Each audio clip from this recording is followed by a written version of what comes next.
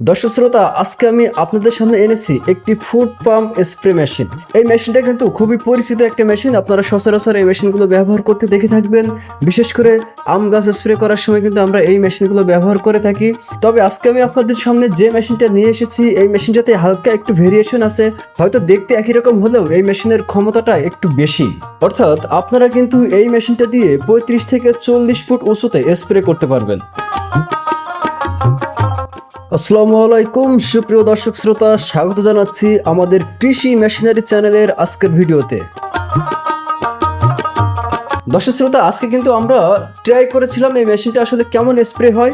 আমাদের অফিসের সামনে কিন্তু আমরা এটাকে ট্রাই করার চেষ্টা করেছি। আপনারা সেটা ভিডিওতে দেখতে পাচ্ছেন যে আসলে মেশিনটা কেমন কাজ করে। তো আপনারা যখন এখানে আসলে স্প্রে করবেন, আপনারা কিন্তু চাইলে আম গাছ বা বিভিন্ন ধরনের ফল ফলাদির যে গাছগুলো স্প্রে করার প্রয়োজন হয়, কীটনাশক দেওয়ার প্রয়োজন হয়, সেই সমস্ত গাছে কিন্তু আপনারা এই মেশিনটা দিয়ে সহজে স্প্রে করতে পারবেন। বিশেষ করে যারা সুপারি চাষ করে থাকেন, সুপারি গাছ কিন্তু অনেক লম্বা হয়ে থাকে, তারপরেও আপনারা একেবারে মাটিতে দাঁড়িয়ে সুপারি গাছে আপনারা স্প্রে করতে পারবেন। এছাড়া অনেক দূরত্বে যখন স্প্রে করার প্রয়োজন হয়, তখন কিন্তু এই মেশিনটা আসলে ব্যবহার করা হয়। এছাড়া এই মেশিনটা দিয়ে কিন্তু কয়েক প্রকারের স্প্রে করা যায়, অর্থাৎ এটা দিয়ে কিন্তু অনেক দূরত্বে আপনারা স্প্রে করতে পারবেন, অর্থাৎ দূরের জায়গায় আপনারা স্প্রে করতে পারবেন। এছাড়া কিন্তু যখন কাছাকাছিতে স্প্রে করবেন, তখন কিন্তু আপনারা এটাকে ফ্ল্যাশ করে নিয়ে স্প্রে করতে পারবেন, অর্থাৎ তখন বেশি দূরে যাবে না, কিন্তু স্প্রে যেটা পানিটা অনেক ছড়িয়ে যাবে। এটাকে আপনারা সেইভাবে স্প্রে করতে পারবেন।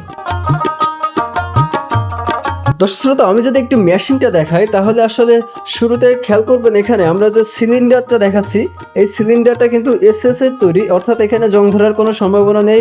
এখানে আসলে এসএস এবং পিতল দিয়ে সবকিছু তৈরি করা হয়েছে। এখানে আসলে সিলিন্ডারটা এসএস এর তৈরি। এখানে আপনার সিলিন্ডারের যে ক্যাপটা দেখতে পাচ্ছেন, এটা কিন্তু পিতলের তৈরি। এখানে যে আপনার যে গান আর স্প্রে গান যেটা দিয়ে আসলে স্প্রে হবে, সেই গানটার হাতল কিন্তু পিতলের তৈরি, তার মুখটা কিন্তু পিতলের তৈরি, এবং এখানে যে স্প্রিং দেখতে পাচ্ছেন, সেই স্প্রিংটাও কিন্তু পিতলের তৈরি। তো এখানে মূলত ফ্রেমটা শুধুমাত্র লোহা দিয়ে তৈরি করা হয়েছে। ফ্রেমটা কিন্তু খুব বেশি কিছু না, এখানে ফ্রেমটা জাস্ট লোহা দিয়ে তৈরি করা, কিন্তু মেইন যে পার্টস গুলো সবকিছু পিতল এবং এসএস দিয়ে তৈরি করা। এখানে আসলে জং ধরার কোনো সম্ভাবনা নেই, এবং এটা কিন্তু দীর্ঘদিন লাস্টিং করে। এই মেশিনটা সহজে নষ্ট হয় না। এই মেশিনটা আপনারা 5 বছর, 10 বছর, এমনকি 20 বছরও এই মেশিনটা অনেকের নষ্ট হয়নি, আমরা এমনটা দেখে এসেছি।